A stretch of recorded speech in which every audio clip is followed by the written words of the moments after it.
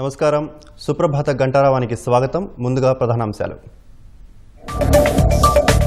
పహల్గామ్ ఉగ్రదాడి హంతకుల అంతు తేలుస్తామన్న కేంద్రం.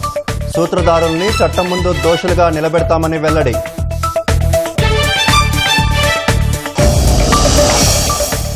పాకిస్తాన్ పౌరులను భారత్లోకి అనుమతించబోమన్న కేంద్రం.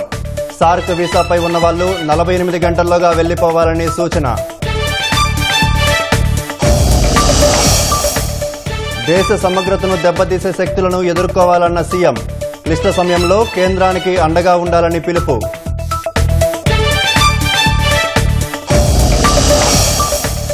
ముంబై నటి ఆమె తల్లిదండ్రులకు రోజుల తరబడి నిర్బంధం.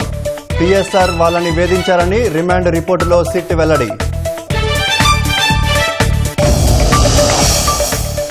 మద్యం ముడుపుల మళ్లింపులో బాలాజీదే కీలక పాత్ర. కుంభకోణం కుట్రలో భాగస్వామైనట్లు సిట్ గుర్తింపు.